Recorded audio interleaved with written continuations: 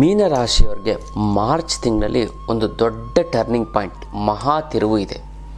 ಅದೇನು ಅಂತ ನಾನು ಕೊನೆಯಲ್ಲಿ ತಿಳಿಸ್ಕೊಡ್ತೀನಿ. ಜೊತೆಗೆ ಇನ್ನೊಂದು ಎಂತಂದರೆ ಕೊನೆಯಲ್ಲಿ ದೈವ ಕೃಪೆ ಆಗುತ್ತೆ.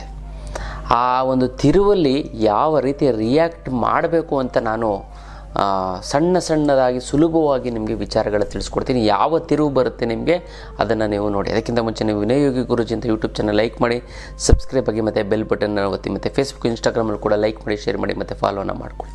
ಮೀನರಾಶಿಯವರಿಗೆ ಮಾರ್ಚ್ ತಿಂಗಳಲ್ಲಿ ಹೇಗಿದೆ ಅಂತಂದರೆ, ನಿಮ್ಮ ಭಾವನೆಗಳು ಒಂದು ಸಮುದ್ರದ ರೀತಿ ಉಕ್ಕುತ್ತಾ ಇರ್ತದೆ. ಅದರಿಂದ ಅದು ಏನಂತಾರೆ, ಏನು ಮಾಡಲಿ, ಯಾರು ಒಂಚೂರು ಕೆರಳಿಸ್ಬಿಟ್ರೆ ನೀವು ಒಡೆಯಕ್ಕೆ ಹೋಗ್ಬಿಡ್ತೀರಾ, ಬೈಯಕ್ಕೆ ಹೋಗಿ ಜಗಳ ಮಾಡ್ತೀರಾ, ಏನೋ ಒಂದು ಅನಾಹುತ ಮಾಡ್ತೀರ ಅಥವಾ ಮಾಡ್ಕೊಬಿಡ್ತೀರಾ. ಅದಕ್ಕೋಸ್ಕರ ನೀವು ಶಾಂತವಾಗಿರಬೇಕು, ಗೊತ್ತಲ್ಲ. ಮಾರ್ಚ್ ತಿಂಗಳಲ್ಲಿ ನಿಮ್ಮ ಭಾವನೆಗಳು ಹತೋಟಿಯಲ್ಲಿರಲಿ. ದುಡ್ಡು ಮತ್ತು ಆಧ್ಯಾತ್ಮಿಕ ಬೆಳವಣಿಗೆಗಳಿಗೆ ಸ್ವಲ್ಪ ಗಮನ ಕೊಡಿ, ಗೊತ್ತಲ್ಲ. ಈ ಮೂರು ತಿರುವು ನಿಮಗೆ ಕೊನೆಯಲ್ಲಿ ನಾನು ತಿಳಿಸ್ಕೊಡ್ತೀನಿ. ಮತ್ತು ಹಳೆಯ ನೆನಪುಗಳು ನಿಮ್ಮ ಮನಸ್ಸಿನಲ್ಲಿ ಒಂದು ಭಾರ ಆಗಿ ನಿಮಗೆ ಕಾಡುತ್ತೆ. ಯಾರೋ ಒಂದು ವ್ಯಕ್ತಿ ಸಿಕ್ಬಿಡ್ತಾರೆ, ಏನೋ ಒಂದು ಇದಾಗುತ್ತೆ, ಅದು ಹಣೆ ನಿಮ್ಗೆ. ಮತ್ತು ಸ್ನೇಹಿತರು ಅಥವಾ ಪ್ರೀತಿಸಿದಂತಹ ವ್ಯಕ್ತಿ ನಿಮಗೆ ನಿರಾಸೆಯನ್ನು ಉಂಟು ಮಾಡ್ತಾರೆ. ಹಣಕಾಸಿನಲ್ಲಿ ಸ್ವಲ್ಪ ಸಣ್ಣ ಪುಟ್ಟ ಒತ್ತಡಗಳಿದ್ದಾವೆ. ನಿದ್ರೆಯ ಕೊರತೆ ಆಗುತ್ತೆ, ಗೊತ್ತಲ್ಲ.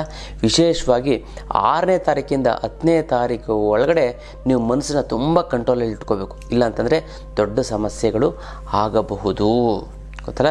ನಿಮ್ಮ ಶತ್ರುಗಳು ಹೊರಗಿನವರೇನಲ್ಲ, ನಿಮ್ಮ ಜೊತೆಯಲ್ಲಿರುವಂಥವ್ರೆ, ಗೊತ್ತಲ್ಲ.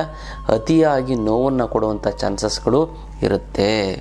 ಇನ್ನೊಂದೇನಂತಂದರೆ, ಮೀನರಾಶಿಯವರಿಗೆ ಏನಂತಂದರೆ ಕಲ್ಪನಾ ಶಕ್ತಿ ಅನ್ನುವಂಥದ್ದು ಅದ್ಭುತವಾಗಿರುತ್ತೆ. ಅವರು ಈ ಒಂದು ಕಲ್ಪನಾ ಶಕ್ತಿನ ಕ್ರಿಯೇಟಿವ್ ಆಗಿ ಬೆಳೆಸ್ಕೊಂಡು ಜೀವನದಲ್ಲಿ ಮುಂದೆ ಬಂದ್ಬಿಡ್ಬೋದು, ಗೊತ್ತಲ್ಲ. ಆದರೆ ಮೇಲಧಿಕಾರಿಯಿಂದ ಸ್ಪಷ್ಟವಾದಂತಹ ಒಂದು ಮಾಹಿತಿ ಸಿಗದೆ ತೊಂದರೆ ಆಗುತ್ತೆ. ನಿಮ್ಮ ಕೆಲಸದಲ್ಲಿ ಯಾರೋ ಇರ್ತಾರೆ, ಅವರು ನಿಮಗೆ ಸರಿಯಾದಂಥ ಮಾಹಿತಿ ಕೊಡಿ, ನೀವು ತಪ್ಪನ್ನು ಮಾಡೋ ಹಾಗೆ ಮಾಡಿ ನಿಮ್ಮನ್ನು ಸಿಕ್ಕಾಕಿಸ್ತಾರೆ.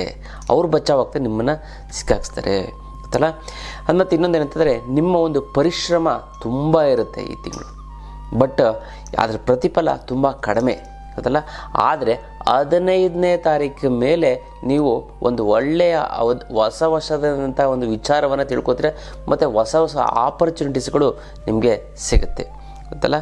ಇನ್ನೊಂದು ಏನು ಅಂತಂದರೆ, ಈ ಹೊಸದು ಒಂದು ಪ್ರಾಜೆಕ್ಟು, ಕಲೆ, ಸಂಸ್ಕೃತಿಗೆ, ಆಧ್ಯಾತ್ಮದಲ್ಲಿರುವಂಥವ್ರಿಗೆ ತುಂಬ ವಿಶೇಷವಾದಂಥ ಒಂದು ಲಾಭ ಇರುತ್ತೆ. ಮತ್ತು ಹಣಕಾಸಿನಲ್ಲಿ ಆರಂಭದಲ್ಲಿ ತುಂಬ ನಿಧಾನ, ಆದರೆ 18ನೇ ತಾರೀಕು ಮೇಲೆ ತುಂಬ ಅಂದರೆ ತುಂಬ ಬೆನಿಫಿಟ್ಗಳು, ದುಡ್ಡು ಬರುತ್ತೆ. ಹಳೆಯ ಬಾಕಿ ಕೊನೆಯ ವಾರದಲ್ಲಿ ನಿಮಗೆ ವಾಪಸ್ ಬರ್ತಾ ಹೋಗುತ್ತೆ. ಇನ್ನೊಂದು, ಆರೋಗ್ಯದ ಕಡೆ ಸ್ವಲ್ಪ ಗಮನ ಕೊಡಿ. ಈ ತಿಂಗಳು ಏನಂಥ ಸಮಸ್ಯೆಗಳು ಆಗೋದಿಲ್ಲ, ಆದರೂ ಕೂಡ ಸ್ವಲ್ಪ ಆರೋಗ್ಯದ ಕಡೆ ಗಮನವನ್ನು ಕೊಡಿ. ಈ ವಾರ ಅನ್ನೋದಕ್ಕಿಂತ ಈ ತಿಂಗಳು ಮೊದಲನೇ ವಾರ ತುಂಬ ಸಮಸ್ಯೆ ಆಗುತ್ತೆ.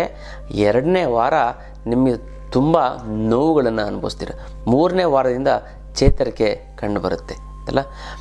ಆದರೆ ಮನದಾಳದಿಂದ ನೀವೇನಂತಂದರೆ, ಒಂದು ಮಾತುಕತೆ ನಡೆಯುತ್ತೆ, ಒಂದು ಹೊಸ ಕ್ಷಮೆಯನ್ನು ಕೇಳ್ತೀರಾ ಯಾರ ಹತ್ರನೋ, ಒಂದು ಹೊಸ ಆರಂಭ ಸಿಗುತ್ತೆ. ಮದುವೆ ಆಗದಿದ್ದವ್ರಿಗೆ 19ರ ಮೇಲೆ ಈ ತಿಂಗಳು, ಮಾರ್ಚ್ ತಿಂಗಳು 19ನೇ ಮೇಲೆ ನಿಮಗೆ ಮದುವೆ ಆಗುವಂಥ ಒಂದು ಯೋಗ ಇದೆ. ಆದರೆ ನಿದ್ರೆಯ ಕೊರತೆ ಜಾಸ್ತಿ ಇದೆ, ಗೊತ್ತಲ್ಲ. ಮಾನಸಿಕವಾದಂಥ ಒತ್ತಡ ತುಂಬ ಇರುತ್ತೆ. 15ನೇ ತಾರೀಕುವರೆಗೂ ನೀವು ಆ ಪಾಡು ಅನುಭವಿಸ್ತೀರಿ. ಯಾವುದೊಂದು ಹಳೆಯ ನೋವು, ಚಿಂತೆ, ಮುಂದೆ ಸಮಸ್ಯೆ ಆಗಿಬಿಡ್ಬೋದೇನೋ ಅನ್ನುವಂಥ ಒಂದು ನೋವು ನಿಮಗೆ ಕಾಡುತ್ತೆ. 3ನೇ ವ್ಯಕ್ತಿಯಿಂದ ಸ್ವಲ್ಪ ಎಚ್ಚರಿಕೆಯಿಂದ ಇರಿ. ಮತ್ತು ಈ ಧ್ಯಾನ ಮತ್ತು ಜಪವನ್ನು ನೀವು ಮಾಡಲೇಬೇಕು, ಗೊತ್ತಲ್ಲ. ಸಮುದ್ರದ ಹತ್ತಿರ ನೀವೇನು ಮಾಡುತ್ತಂದರೆ, ಸಮುದ್ರ ಸ್ನಾನ ಮಾಡಿದ್ರೆ ತುಂಬ ಒಳ್ಳೆಯದು. ಅದಕ್ಕೆ ನಾವು ಆಧ್ಯಾತ್ಮ ಪಯಣಕ್ಕೆ ನೀವು ಬಂದಿದ್ದೇ ಆಯಿತು ಅಂತಂದರೆ, ನಾವು ಸಮುದ್ರ ಸ್ನಾನ, ಉಪ್ಪು ನೀರಿನ 6 ತಿಂಗಳು ಒಮ್ಮೆಯಾದರೂ, ವರ್ಷಕ್ಕೆ ಒಮ್ಮೆ, ನಾನು ಹೇಳ್ತಾ ಇರ್ತೀನಿ, ವರ್ಷಕ್ಕೆ ಒಮ್ಮೆಯಾದರೂ ಉಪ್ಪು ನೀರಿನ ಸ್ನಾನ ಮಾಡಬೇಕು. ವರ್ಷಕ್ಕೆ ಒಂದೇ ಉಪ್ಪು ನೀರಿಂದ ಸಮುದ್ರ ನೀರು, ವರ್ಷಕ್ಕೆ ಒಮ್ಮೆಯಾದರೂ ಕೂಡ ನೀವು ನದಿ ನೀರಿನ ಸ್ನಾನವನ್ನು ಮಾಡ್ತಂದರೆ ನಿಮ್ಮ ಜೀವನ ಪಾವನ ಆಗುತ್ತೆ. ಇಡೀ ವರ್ಷ ನಿಮಗೆ ರಕ್ಷಣಾ ಕವಚವಾಗಿರುತ್ತೆ. ಅದಕ್ಕೋಸ್ಕರ ನೋಡಿ, ನಾವು ಈ ಕೇರಳ ಪ್ರವಾಸಕ್ಕೆ ಹೋಗ್ತಾಯಿದ್ದೀವಿ. ಅನಂತ ಪದ್ಮನಾಭ, ಗುರುವಾಯೂರು ಮತ್ತು ಜಟಾಯು, ಇನ್ನೂ ಅದ್ಭುತವಾದಂಥ ಒಂದು 8-10 ಪ್ಲೇಸಿಗೆ ನಾವು ದೈವಶಕ್ತಿ ಇರುವಂಥ ಪ್ಲೇಸಿಗೆ ಕರ್ಕೊಂಡು ಹೋಗ್ತೀವಿ. ಜೊತೆಗೆ ಮುಂದಿನ ತಿಂಗಳು ಕಾಮಾಖ್ಯಕ್ಕೆ ಕರ್ಕೊಂಡೋಗಿ, ಅದರ ಮುಂದಿನ ತಿಂಗಳು ಕಾಶಿ ಮತ್ತು ಅಯೋಧ್ಯೆಗೆ ಕರ್ಕೊಂಡು ಹೋಗ್ತಾಯಿದ್ದೀವಿ. ಅದರ ಮುಂದಿನ ತಿಂಗಳು ಪುರಿ ಜಗನ್ನಾಥಕ್ಕೆ ನಾವು ಹೋಗ್ತಾಯಿದ್ದೀವಿ. ಎಲ್ಲ ಅದ್ಭುತವಾದಂಥ ಒಂದು ಹೋಟ್ಲು, ಊಟ, ಫ್ಲೈಟಲ್ಲಿ ಹೋಗಿದ್ದೀವಿ, ಫ್ಲೈಟಲ್ಲಿ ಬರುವಂಥದ್ದು ಖುಷಿ, ಆನಂದದ ಅಲೆಯಲ್ಲಿ ತೇಲ್ತೀರ ನೀವು. ಅಂಥ ಒಂದು ಅದ್ಭುತವಾದಂಥ ಒಂದು ಕ್ಷಣ. ಆ ರೀತಿ ನೀವು ಮಾಡೋದ್ರಿಂದನೂ ಕೂಡ ನಿಮಗೆ ತುಂಬ ಒಳ್ಳೆಯದಾಗ್ತಾ ಬರುತ್ತೆ. ಮತ್ತು ಜೀವನದಲ್ಲಿ ಒಂದು ಕನಸು, ಯಾವುದೋ ಒಂದು ಚಿಕ್ಕ ಕನಸು ಈ ತಿಂಗಳು ಅಂದರೆ ಮಾರ್ಚ್ ತಿಂಗಳು ನೆರವೇರುವಂಥ ಒಂದು ಸದಾವಕಾಶ ನಿಮ್ಗೆ ಸಿಗ್ತಾ ಬರುತ್ತೆ. ಹಣಕಾಸಿನಲ್ಲಿ 18-20ನೇ ಮೇಲೆ ತಾರೀಕು ಮೇಲೆ ನಿಮಗೆ ಸಿಗ್ತಾ ಹೋಗುತ್ತೆ. ಮತ್ತು 25ನೇ ತಾರೀಕು ಮೇಲೆ ದೊಡ್ಡ ನೆಮ್ಮದಿ, ನಿರಾಳತೆ ಅನ್ನೋದು ಕಾಡ್ತಾ ಬರುತ್ತೆ ಅಂತಲ್ಲ. ಅರ್ಥ ಮಾಡ್ಕೊಳ್ಳಿ, ಯಾವುದೇ ಕಾರಣಕ್ಕೂ ನೀವು ವಾದ ವಿವಾದಗಳನ್ನು ಯಾವುದೇ ಕಾರಣಕ್ಕೂ ಬೇರೆಯವ್ರ ಹತ್ರ ಮಾಡೋಕ್ಕೆ ಹೋಗಬೇಡಿ.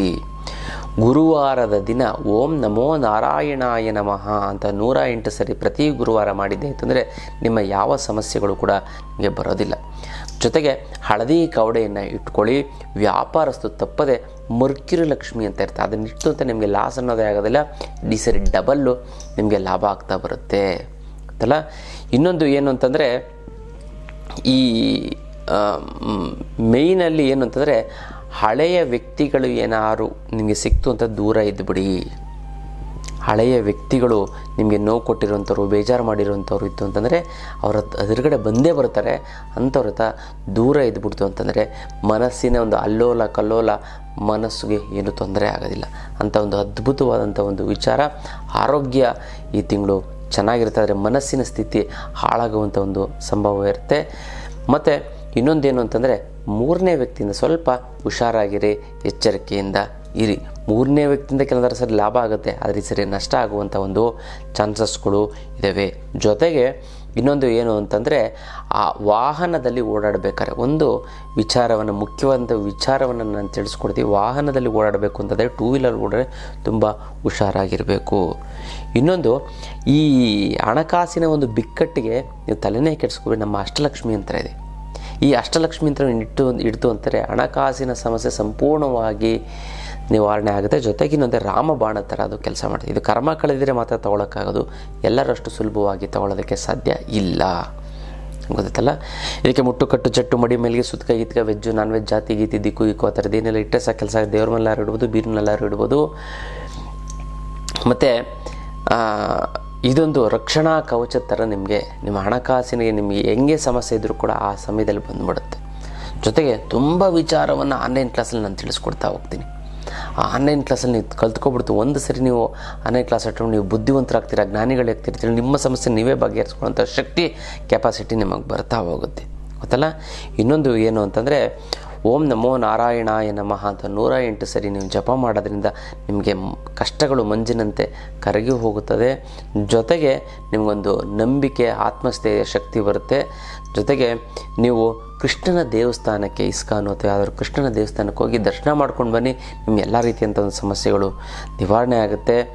ಜೊತೆಗೆ ನೀವು ಮರೆಯದೆ ಹಳದಿ ಕವಡೆಯನ್ನು ಮನೇಲಿ ಇಟ್ಟು ಪೂಜೆ ಮಾಡಿ, ತುಂಬ ಚೆನ್ನಾಗುತ್ತೆ, ಒಳ್ಳೆಯದಾಗ್ತಾ ಬರುತ್ತೆ ಅಂತಲ್ಲ.